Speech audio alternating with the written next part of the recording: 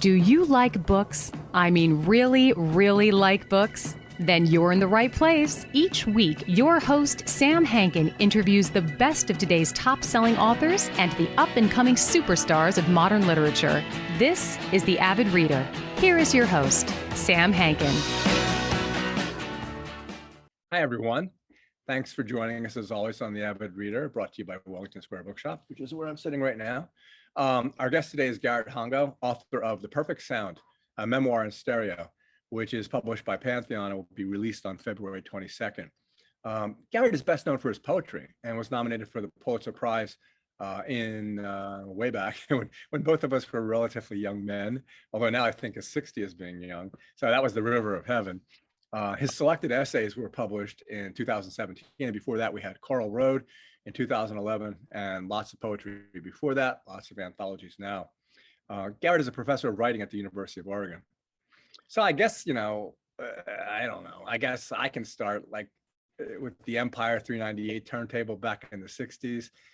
Check out an image of it. It's a work of art, as are many of the speakers and amps that are the heroes of this journey. I can understand this because I remember my father's bogan and going down to that cool machine that we'll talk about at the drugstore that tested your vacuum tubes, and then they had a stock of them under the lid. That was so cool. What was it called? Wincote Pharmacy. But this is all about another kind of journey too, behind really cool equipment. It's a journey of discovery, poetic nature of sound, how we experience it from doo-wop to blues, from Django Reinhardt to Cream, Santana, the Allman Brothers, Duke Ellington, Albert King, Peter Green of all people, because Then Play On is one of the most amazing songs ever. Joni Mitchell, even Rilke, and kind of yucky Billy Joel. So why does he love equipment so much? Who the hell knows? But we're going to find out. I mean, Bach, Puccini, Mingus, and the equipment, Bogan, as I mentioned, and Sony, and esoteric stuff like Barzilay, which reminds me of my Heath kit, which I wired the capacitor backward, blew the thing up, and my father, who was so nice, bought me an assembled one because he knew I was too incompetent. It was humiliating. Anyway, this is what happens. Enough about me. Let's talk about sound and how it can lead to poetry. So welcome, Garrett, and thanks so much for joining us today. I love the introduction and love the story about your father being so kind to buy you an assembled Heath kit. Yeah, I know. I don't know if it's good or bad. Maybe he should just let me learn my lesson. But anyway, he was a great guy. So here's the thing. I can ask this because you're a poet. It's like poems should not mean but be. So what is sound in the first place? It's a very precious thing, it carries a message like nothing else, particularly if its sound is music, that has its particular order and interaction with our identity, our memory, our emotions. So I trace sound back from when I was a kid in Hawaii, listening to the ocean and the wind across the top of the sea, and then how it came through the cane fields when I was a kid, right? And then how a cousin of mine taught me the cupped hands megaphone trick when I was like 4.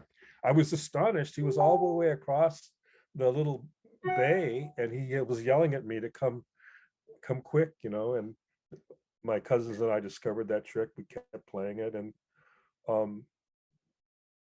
the music, I think it's, for a lot of people, it might sound strange, but I remember the Jackie Gleason show on the little TV, black and white, the screen about this big, and that beautiful orchestral jazz music that came out with the title, of the TV show. And it put that sound in my ear. And it was the kind of music my father loved and played on his Heathkit system.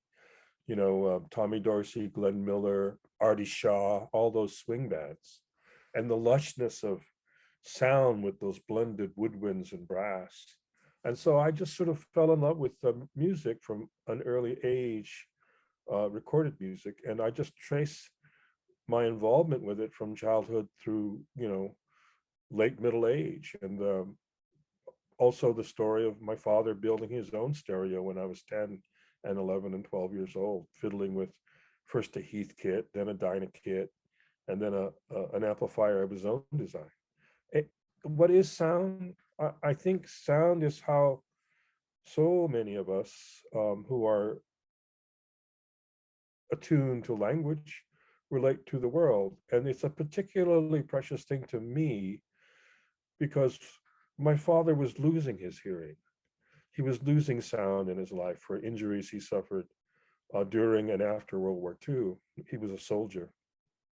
And all of a sudden, I realized when I was putting together my first sort of high-end stereo system in the early aughts, that my father was building a stereo so he could listen to his music for the last time. And I thought, what a wonderful thing to do, what a heroic thing to do. My admiration and my love just sort of overcame me, that he was such a gentle and peaceful man.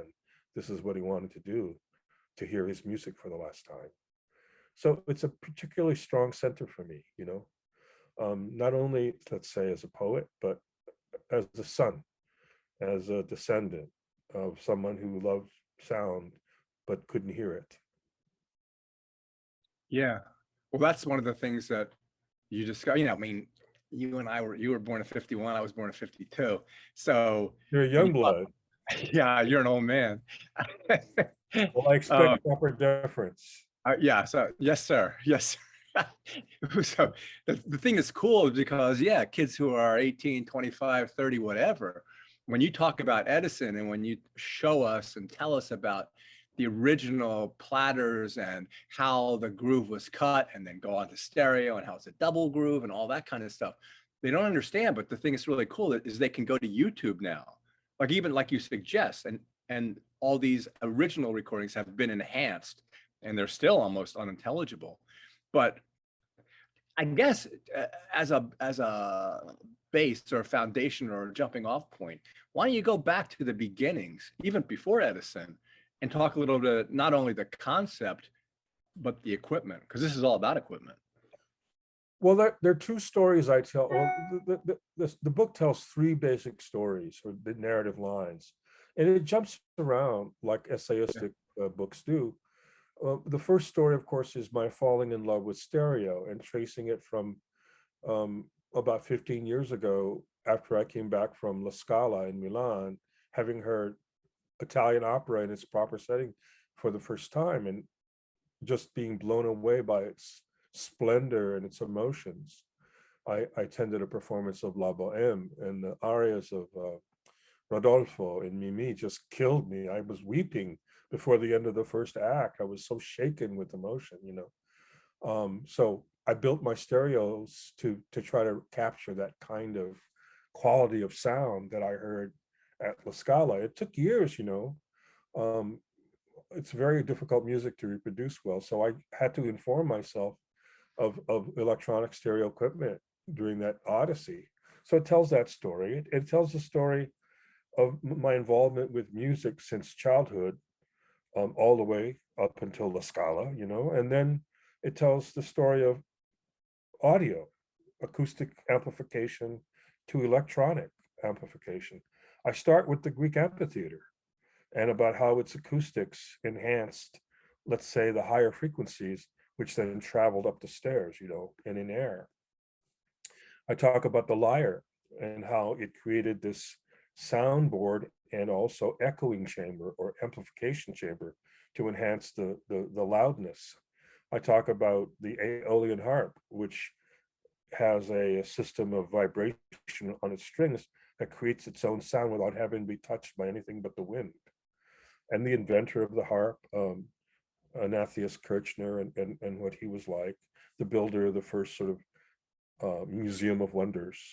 And then I jump to the invention of the phonograph by a poet in France, Charles Cros, who didn't have enough money to create a prototype, but who sent a letter describing his invention to the French Academy and registered. And lo and behold, almost at the same time, just a little bit later, by months, Edison comes up with the prototype for his tinfoil phonograph, where the needle, the stylus, dotted a piece of tinfoil wrapped around a platen.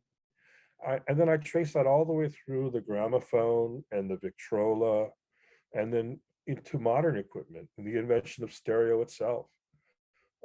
I talk about the rise of electronic amplification, the invention of the vacuum tube by Lee DeForest, and then its improvement through the years, the establishment of the radio system, RCA, and I talk about all the old radio shows, my grandmother listening to Japanese music before World War II in a little console stereo my grandfather bought for her on the island of Oahu on the north shore of Hawaii. And I talk about stereo, it being invented just before World War II, but lying dormant until the late 40s, in fact, the 50s, before industry could figure out what to do with it. And then the change from tinfoil to shellac records, 78s, and then to 45s and 33 1/3 LPs, the long play record, and the different kinds of technologies that went into the invention of all those things, but also ultimately the quality of the sound and the kind of music that was selected to be recorded. The first electronic recording was the St. Louis Blues by Bessie Smith with Louis Armstrong playing cornet in the background.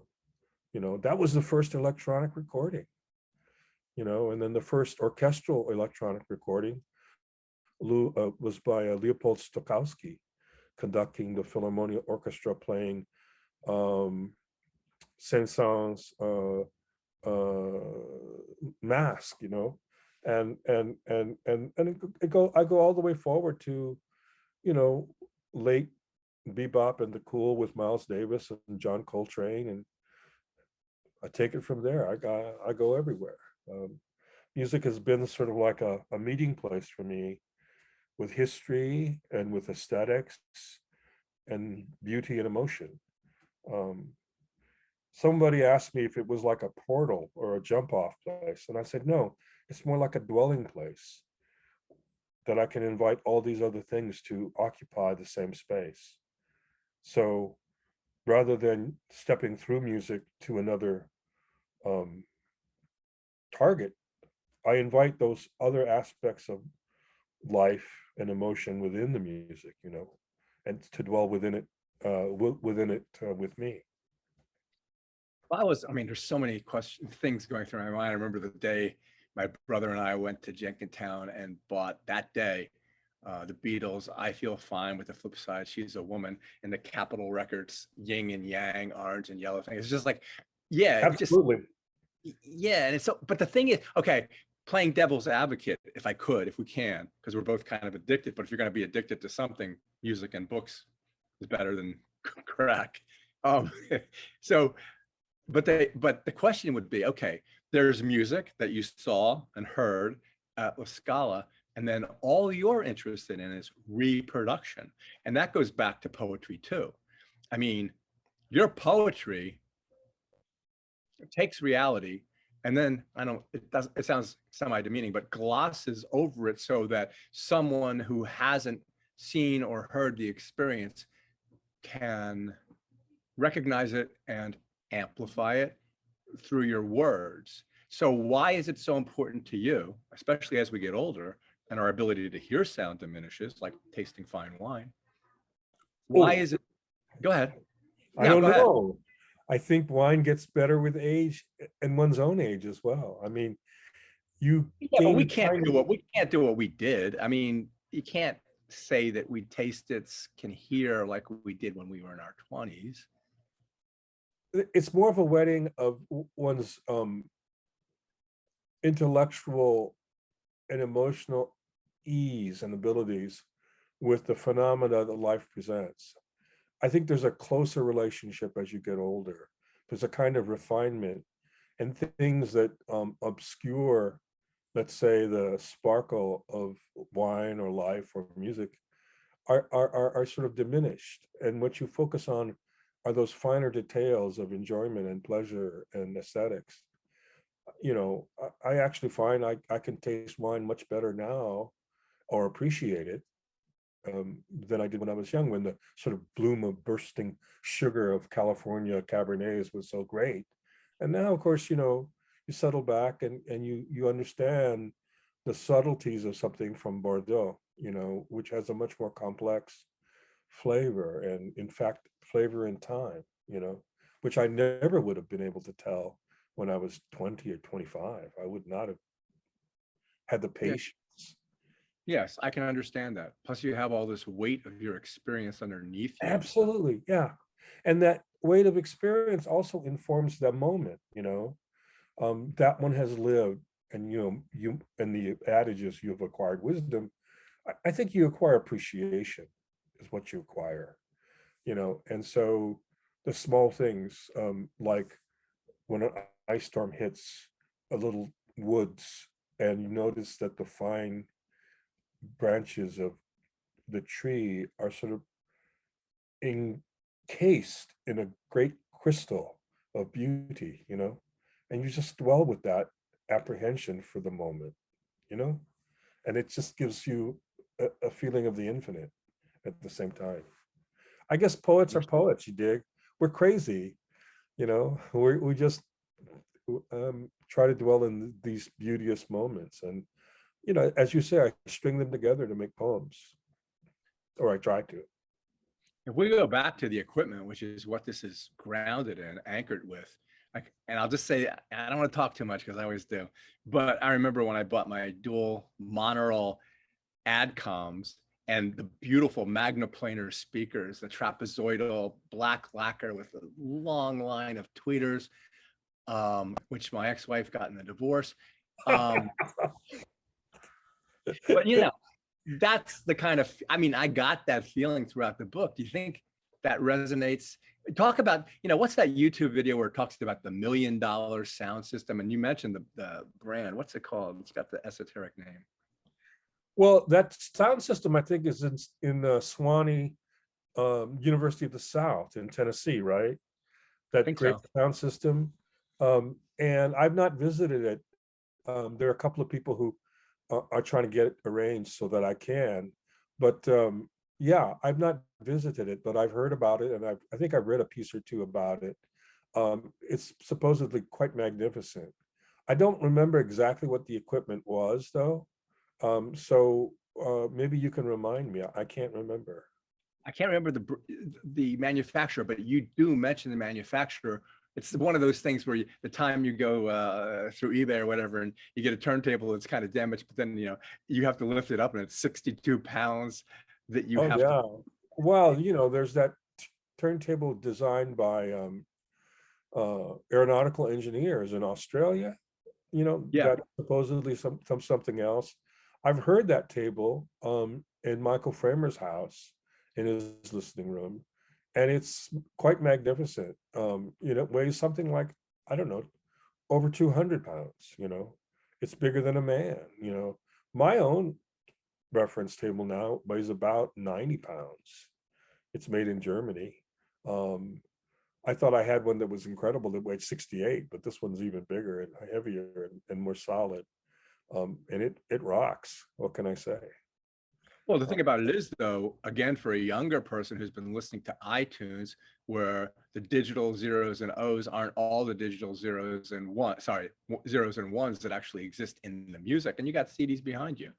But I mean, you're talking, when you're talking about turntable, you're talking about an analog system. And analog, like poetry, contains everything. Tells you where you've been, where you're going, and it contains all the Yeah, information in it. exactly. It's an analog to the thing in life, the thing that's real. So it's recorded as a reproduction of what is actually produced by sound itself. It's almost an impossible miracle that it can do that. You know, it is also a reproduction of a reproduction, because Yeah. oftentimes the initial analog recording is made on magnetic tape, and then it's remastered and transferred to vinyl. So you're missing the initial hit, right? So a lot of audiophiles say, well, you got to listen to the tape. That's what you got to listen to. The first analog recordings, of course, were made directly on records, but they corrupted so quickly and fell apart. And the technology back then, you know, they made it on tinfoil first, then on wax, and then on really rough shellac, which was made of stone. And the material from the insects in Indonesia, it was called shellac. And that stuff sounded pretty hard. I mean, harsh. They used really heavy steel styli. And I mean, like, as you say on YouTube, you could listen to those first recordings now, and they've been cleaned up, remastered, as it were. And so they sound in some ways much better than they may have sound on an old Victrola or a gramophone. Yeah. Analog doesn't, in fact, reproduce the much fuller sound wave, right? It's probably too technical to explain, but digital is getting much better now with higher resolution digital files that are not available on CD. CD is itself a limited medium in terms of sound. But like downloads now from the highest resolution are extraordinarily fine. And I have friends in audiophiles who don't even bother with analog. They listen to computer sourced music, with high resolution files. Yeah. And you can get it streamed from Qobuz, I guess, and a few other services like that. iTunes is basically digital, is CD level quality, if that. It's MP4 as opposed to MP3, which is supposedly lossless from the CD level recording. But now digital has gotten quite good. I have a couple of devices, but I'm not big on it, Well, I have 400, 500 old records in my attic that I've kept as good as I can, including the original cover of Yesterday, the Beatles with the babies, and I have and I have the original cover of Two Virgins with John Lennon and Yoko Ono, and I have like Jackie Lomax, Sour Milk Sea, and all that. But if I play those on the best turntable in the world, there's still going to be theoretically wow and flutter, hiss, static. But a lot of the people now love the hiss. But you're using you're buying 180 grams for $29.95 records, and I have $1.99 from Chapter 3 Records. Look, so what am I have my original Buffalo Springfield retrospective.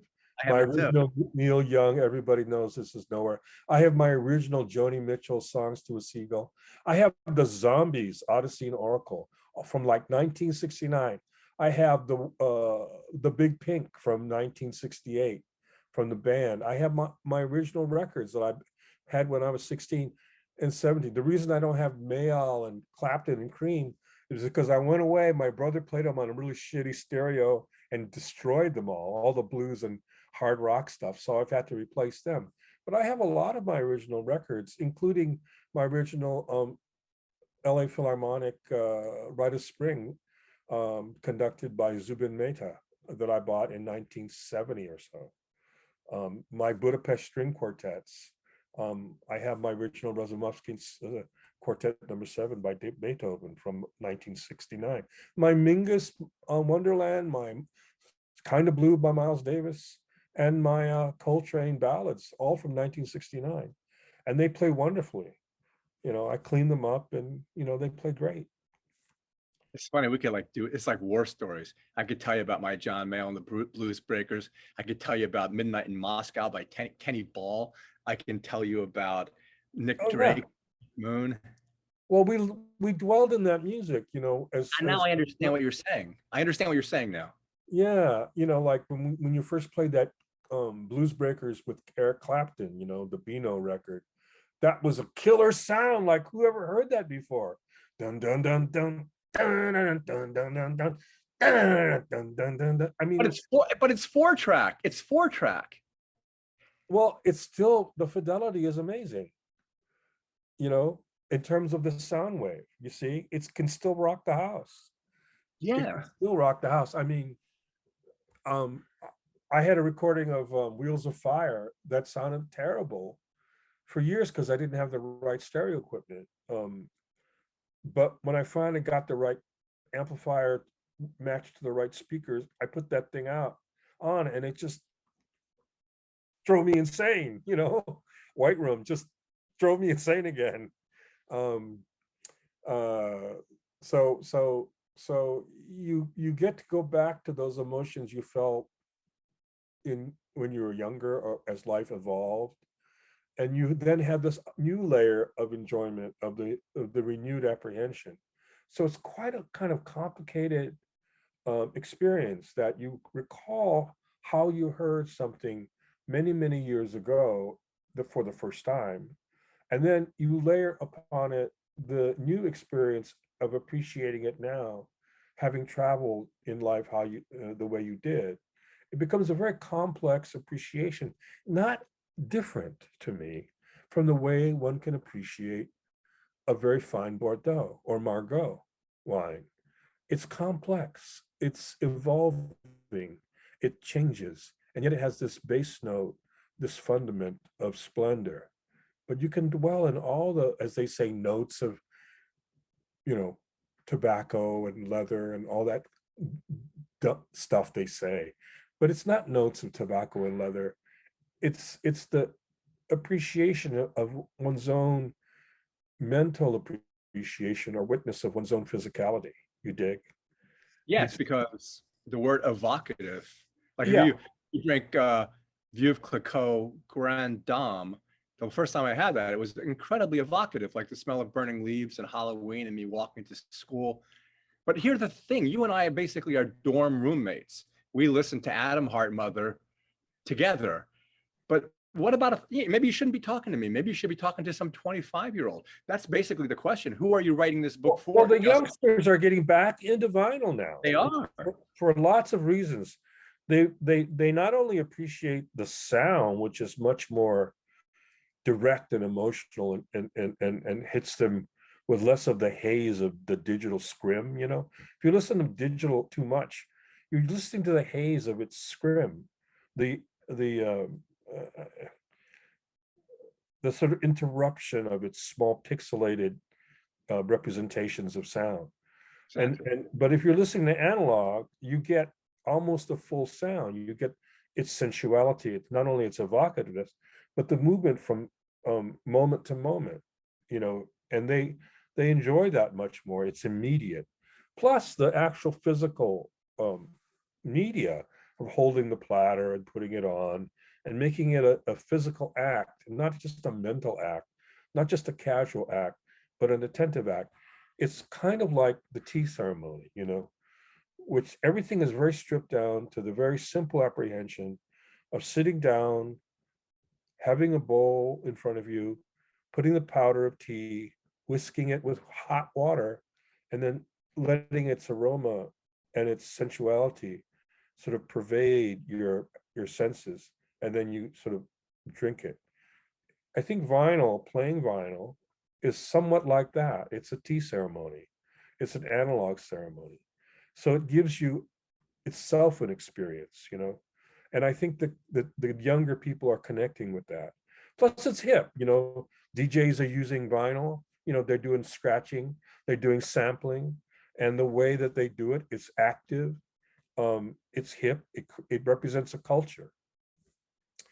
And now musicians also have understood that if they sell records, their money is much more direct than if they I mean, what do they get? Something like 0.0000005 cents a stream, whereas in a vinyl record they get, you know, 10 cents or 25 cents per record, something like that. So the economic support of music, new music, is much more direct. You know, it's a better medium. You know, what can I say? It's sort of a blow against the empire, as they say, but it's also much more of one's own experience. Well, let's look at it this way. I mean, your equipment is sublime, and what you talk about is the aesthetic beauty of what you're using to appreciate a different kind of aesthetic beauty. So I just moved into a new house, and the people who lived there left behind a home theater that was powered by, and some speakers that were powered by Sonos amplifiers and 2 or 3 Sonos soundbars and a subwoofer. So I went berserk like you, and I bought. They left that behind? Yes, that's part of the reason I bought the house. But Oh, it was part of the deal. yeah, but I mean, they didn't charge me for it. They just didn't feel like lugging an 85-inch TV screen to Miami. But the point I'm trying to make is, so then I started going out and buying Sonos ones, subwoofers for $7.99 a piece that are beautifully lacquered. And then you link them to stereo, like in my library, I have two. So I link them to stereo, and then I do that True Play thing where you go around the room with your phone and it optimizes the sound for the room. And now I've got, and my wife is like, okay, this is enough, but I've got them everywhere. But so what do you think of me doing that as opposed to someone spending $7,995? I mean, I think it sounds great. And it's got there's a 2-story living room. And when you crank it up to 11, it sounds like you're at a rave. So what the hell? That's good enough for Exactly. me. What the hell? I mean, how everyone loves to enjoy music is terrific to me. It doesn't matter. I mean, when I was a kid at college, I had a shitty Zenith 3-1 system, with, you know, with like zip wire, speaker cords, and and I played that throughout college, and it was how I studied. I played the Allman Brothers and the Budapest String Quartet and Mingus in a three LP stack. I mean, I did that again and again and again, and I learned Japanese that way and studied American and British literature. I mean, however you choose to do it. I mean, I lived without stereo from my mid-20s on, and I only had a little boom box, and that's what I listened to and how I listened to music. And then when I was 50, my girlfriend bought me a 3-in-1 system by Denon with the 2 Mission little speakers and these electronics, a little kit integrated amp, and a 3 CD changer that broke after a few years because the parts were made of plastic. But it was my music. It was my oracle, my shrine, for many, many years. It was only after I got fanatic about wanting to hear opera and orchestral music in its fullest potential in musical reproduction that I just got crazy about stereo. It's funny. I kind of like it. I want to keep topping you because I just remembered, I forgot that when I was in college, I had a Pioneer system and the speakers were amplified in the speakers. So they had lights on them, and the plug was like a big ass plug that you plugged into the back of the receiver. And had a lattice work on the front of the speakers. I just forgot all. We're a lot of the greatest minds, technological and scientific, were involved with sound reproduction in the 20th century. Geniuses were involved. Not only individuals like Alan Blumlein at the BBC and Western Electric, and Edison himself and other Armstrong. They at Fisher Electronics and at Saul Marantz and these guys, they really put a lot into creating these things that then were sort of moved aside by newer technologies like solid state, and also then we got to digital music. But when you go back and you start looking at what was, you're entering in a different relationship between sound and technology, where it was in some ways more precious and more reverential and respectful of the medium, the music itself. Now it's so highly monetized, and now it's background, and now it's portable, and its centeredness within our lives has been displaced. So when you recall your days with your Pioneer, you're also recalling how central and how important it used to be, and how music meant so much differently, and in some ways much more than it does or has been today. So it's like vintage furniture, or old silverware or painting. It just reorients you to a different relationship to the creation of that technology, but also the art itself. I mean, forget, just really simply, I'd gone to opera in LA and in Washington, DC. And I went, oh, okay, what the hell, highbrow.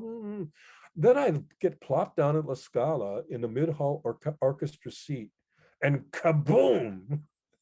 You know, I mean, I look at you there, and it looks like you've just gone to the middle layer of heaven with the tiered boxes going all the way up like a little um, cake. It's a completely different experience, and the orchestra feels like it's in your lap. They're so close. You could hear the concertmaster inhale. It's just more immediate, and then they blast you with the sound that's so gorgeous. And then the curtain rises, and it's this Zeffirelli set, Franco Zeffirelli's design of La Boheme, and you just fall to your knees. Like the first time I went to um not the Louvre, but the museum in Florence. And I went, and I go into the first room, and it's a cross, a huge crucifix by Cimabue. And next to it is the Michelangelo Tondo of the Annunziata. And I fell to my knees. I'm not even a Christian.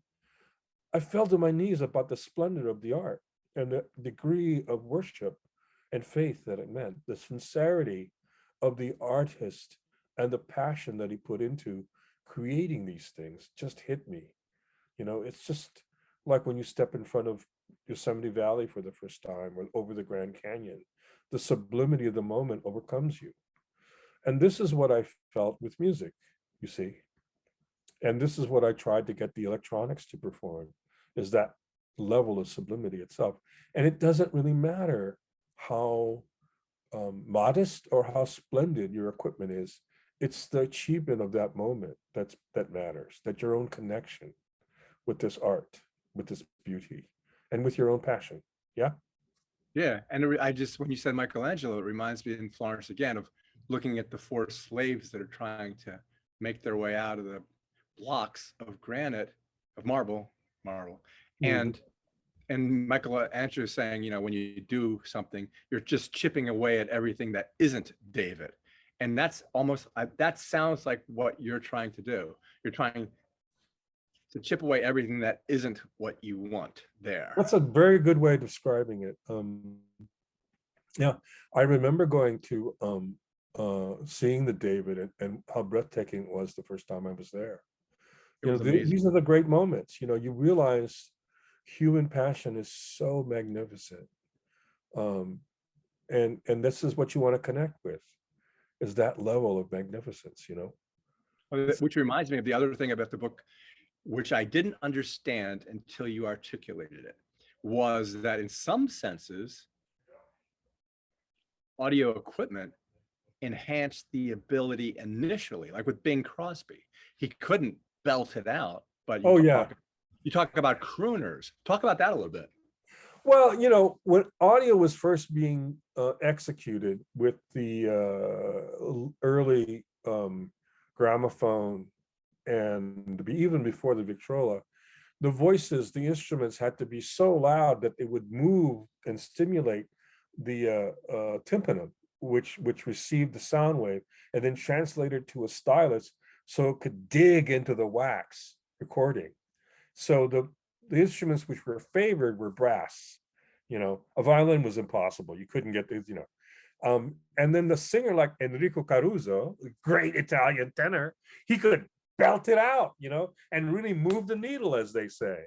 He could really move it. So then when you heard that, oh yeah, Caruso, but as electronics developed, the industry discovered that you didn't have to have that huge voice like Bessie Smith or Enrico Caruso. You could be like Bing Crosby or Rosemary Clooney or Frank Sinatra. That a smoothness, a kind of not so much untrained, but more modest voice that couldn't hit the back of the opera hall, was possible. So, someone like let me think. I don't know, Willie Nelson, beautiful crooner, but his voice won't carry through an opera house the way he performs. But it's only electronics that allows the intimacy and the nuance of that, let's say, less naturally amplified voice be heard in the way it is. I mean, opera singers today can still hit the back of the hall, little demure sopranos, like Lisette Oropesa from Miami. She can still kill Bing Crosby or Willie Nelson, because she's an opera singer. She can just hit that way back there. But now we can listen to like bedroom rock, right? Like Billie Eilish. She's doing it on a little recorder on her high school bedroom. Because of the ability of electronics to capture the intimacies of the human voice. And that reminds me of a quote, which I don't know if I'm getting it right, but basically, is this you? Should a man's reach exceed his grasp, or what's a heaven for? Because you haven't yet found, in our twilight years, you haven't yet found. Are you still striving to find something? I couldn't really tell. I found a lot of things, for the longest time, I didn't know why I was so maniacal about this pursuit of stereo audio. My passion just was boundless, and it was insane. And even I wondered what was going on. But I needed that sound. I needed to get there, because I know what I wanted, and the systems I was assembling weren't quite giving it to me. I have a system now, and I've had 2 or 3 or 4 systems that have done it for me, and I'm very happy about that. But it had to do with a connection with my father, who asked me when I was 10 to tell him what his stereo sounded like. And I never realized it when I was a kid, but only when I was a full-grown man, late middle age, that he couldn't really tell what his electronic tinkering was doing with his system. So he asked me to tell him. And at 10 and 11 and 12, I'm speaking Hawaiian Pidgin, which is the language he could understand.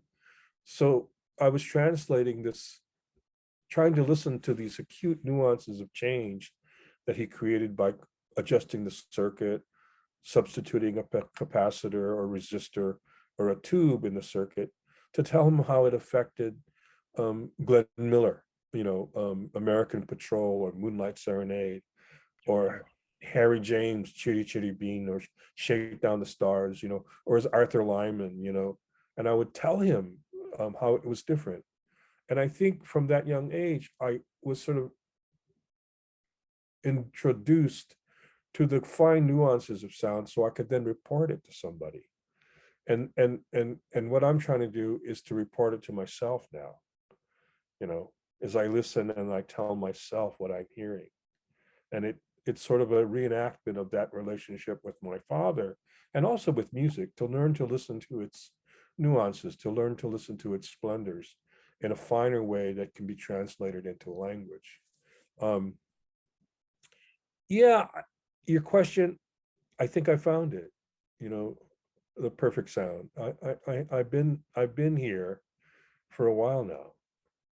I mean, maybe it's immodest to say, but I'm quite happy. Oh, not at all. Yeah. Well, the other thing I wanted to ask you, and I ask every author, because I own a bookstore, and everyone says, don't judge a book by its cover. But everybody who comes in here does exactly that. So if you have, yes, I was just going to ask you. So that cover, did you vet it? Did they give you different ones? Did you have an idea of what you wanted? The basic design was done by John Gall, who's head of the division at Pantheon Knopf. And he basically had 3 different sort of designs, but I gravitated to this one. And then we worked on it in terms of the color balance. I love the red in it. I'd sent them some old audio catalogs and the old RCA tube sellers manual or radio manual.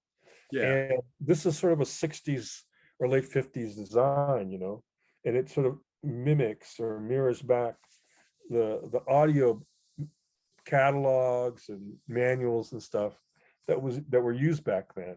He came up with this cluster of speakers on the record in the middle, and then he put in that little vacuum tube. He made all that, and then I've always wanted to call it.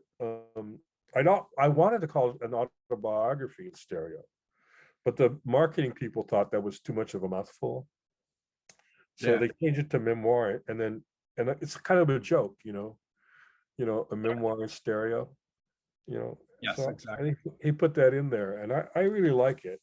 Even the spine is cool. Yeah, and at the bottom, that now younger people might not know that, but that at the bottom, the arrows and especially the font of stereo reminds me of the bottom of a Supremes album, Oh It's got yes, where did our love go? yeah. Yeah, I actually have that record. I still have that from 1967. I have the mono of that record. Yeah, I have okay, here we go again. I have a VJ recording of Introducing the Beatles in mono. It was when they were on VJ. I mean, what the hell? It was before Capitol, and we had this friend who was from England and she brought it back. It was amazing. And why are we so excited? Why is it so amazing? Why are we so emotional about it? I remember I was at an artist colony with the filmmaker St. Clair Bourne, who's passed away. May he rest in peace. He did the last interview with James Baldwin, excuse me, and he produced the show on Langston Hughes for Voices and Visions on PBS. A great filmmaker. He was president of the Black Student Union in 1969 when they struck at Columbia, and digital was just coming in. This was back in the 90s. And he said, oh, I can get my youth back. I can listen to everything I used to. I can be young again. So there's that pop, number one. We can remember our emotions when we first connected with all those things. And the sort of unself-conscious joy we might have felt back then. But like I say, there's a meditative quality as well, where we can even appreciate our younger self and look upon that youth as our own child, as it were. The old joke is you want to go up to the kid who was in line to go into the Lighthouse Jazz Club in Hermosa Beach and slip him an extra $20 so he can go hear another set of the music. Because you could only stay for a set, and you have to pay for the next. I know exactly what you mean. There's a 12-year-old kid who came into the bookstore and he wanted a copy of War and Peace. And I'm not going to charge him for that. How could I charge a 12-year-old kid because he wants to read War and Peace? I just gave him the book and then I gave him another Tolstoy book, right? You can't. It's wrong. Wait a minute. You own the bookstore, right? Yeah. Okay. Yeah, if I didn't own it, I mean, I have the luxury of being able to do these things. Yes. I do that too. I give away stuff, albums, and I get extra books of poetry. I give them to my students. I have a young student who is pre-med, but he loves poetry and he's very good at it. And he's just beginning his sort of quest. And I just happened to have know a poet who I thought he would connect with. And I had an extra copy of the book, so I just gave it to him. $30 book. I don't care. It's good to foster the burgeonings and the presence of our culture in the young. And that's sort of what I think all art forms do. Is that it's not just because we can gift it to the younger. My father did that for me. Why? And I hope I can do that for other people too. It's funny with your dad because my brother loved my dad, but he says that I mythologize my father. And I say, well, if you're going to mythologize somebody, it may as well be your father, right? Well, yeah, absolutely. I mean, it's a good thing to have what I would call filial love, respect for your elders, but appreciation and love. I mean, the book is also about that. Not only is my father here, but my first poetry teachers, Charles Wright, Robert Hayden, Etheridge Knight, Wakako Yamauchi, people who sponsored my introduction into the practice of art, in a kind way. And there are tributes to them in this book, Etheridge teaches me about hog calling, Robert Hayden about humility, and John Keats, Charles Wright about Bach and country music, I love having been taught. Why not mythologize? I mean, why not pay homage to the Titans, like who brought us fire, right? Prometheus bringing fire to mankind, for which he was punished by the gods. Yeah, I wouldn't mind I think it's fine. I think it's fine. It's better than scorn. The alternative is scorn or mocking. And that's so much a defensive default of our society these days, that instant scorn or mocking another's passion. It's happening in society. That's Yeah. what our country is doing, exactly. So that's not what I do. I hope that's not what I do. But I love the homage, and as you say, the mythologizing. So be it. So like if I'm a kid and I go to Best Buy, I'm looking for generally a home theater system. No one's looking, well, they don't even have them. No one's looking for an amp and a preamp or even a receiver, because there aren't any. It's just home theater systems. So where do you think this is going? Are we dinosaurs? Well, it could be. I mean, the audio industry is always saying that, we might be the last generation to devote so much money and attention for stereo and electronics. But, vinyl has come back, in a big way, outselling CDs. CDs are going away, or if they haven't gone away already. It's the same thing with the book, Digital did not replace the book. People still want to have the physical book in their hands. They want to go to the bookstore. They want to browse, and they don't want to browse digitally by going on a computer screen. They want to look at the spines of the books on the shelves and go like this and go, and then read a little bit, and then enjoy the meditation of a good space where books are honored, So it might be that equipment stores will come back, perhaps in a more modest way. You see, there are listening stations now in Apple stores. There are listening stations at record stores right now. You can put the headphones on and listen to the recording that you want, like my mother used to do. And even in my own record store here in town, a wonderful store called House of Records. I'm giving a live reading there on March 8th. If you're in town in Eugene, please come. They've improved their sound system. They had a really lousy record player, and then the customers kept coming, and more people kept coming, and they upgraded their record player to a Rega 10, and it sounds much better. And they're going to get new speakers next. They promise they'll have new speakers by the time I appear. I make my appearance, and I think it will survive it in perhaps a different incarnation. As far as the big box stores like Best Buy, I think they're going to get into the vinyl craze themselves, because it can make money. They're going to sell. I mean, you can buy phonographs now on Crutchfield and Amazon, and there's another outlet. But now people are buying little record players, right? Little phonographs all over, in all these websites that sell electronics. So I think it's going to survive, but it's going to come in a different incarnation. Digital and earbuds and iPhones are not going to be the end note of this culture. I think it's going to come back.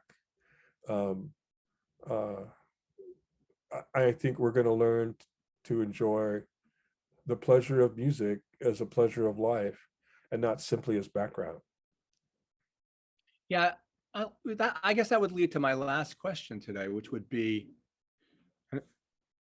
I guess we talked about it a little bit, but who are you writing this book for? And I love books that leave you like you're not done when you're done with the book. You're thinking, what am I going to do now? What's this all about? What happened to her? What happened to him? And this is a memoir. So who are you writing it for, and what do you want them to take away from it? So I can explain when I'm trying to sell a book. Well, I'm writing it for the audiophiles, who probably be very critical of some of my what I've written about different parts, kinds of equipment and recordings. They're very fussy and discerning lot, let's say. I'm writing it for the common reader who wants to explore other aspects of life, who is interested in my own fascination with this somewhat esoteric corner of culture. I'm also writing it for people who love literature, who love language, who like the performance of language. I mean, if you notice, the prose is not quite prose. It's not quite transparent, particularly in the preludio, where there's it's an overture to the whole book. The compositional style is quite literary, So I write for them as well. There are literary figures in here, as well as musical figures and figures from my own life. Like you say, Rilke, Joni Mitchell, but Yeah. my high school girlfriend's in here. Oh yeah, that's she's going to be surprised when she gets. I know. My friends in life, like Edward Hirsch, the poet, he's in here. We're romping around Hawaii arguing about poetry in Waimea Bay, while listening to lousy music coming from a beach radio. So I write it for, like I say, the general reader who's interested in life's bounty, as it were. And this is just a piece of it. When I proposed this to my agent, I said, the audiophile audience, I may have said people who are interested in music, and all that's the case. But I talked before the book was published, I had to have every word vetted by the attorney at Random House, Knopf, because of make sure there was no potential for libel, right? Because there's a lot of living people in the book. So we ended the conversation after we went through all this stuff. There was nothing to change, really. He said, it's one of those Knopfy books, that you didn't know you needed to know before you picked it up. And then you read it and you go, man, I really needed to know that. I didn't know how much I didn't know about life. And now I know more, Yeah. Well, I could go on for days just about the records that we have, but neither of us have enough time. But thank you so much for coming by today. And this is an easy book to sell. Be on the front table, be in the window, and like I said, it's got a great. Thank you. I really appreciate that. I'm glad you liked the book. I wrote the book for you, Sam. There you go. You did. It's 100%. And hopefully we'll be around so that I can long enough that I can sell a lot of them. Anyway, thanks again. I really appreciate it. It was all my pleasure, sir. Talk to you soon. Bye-bye.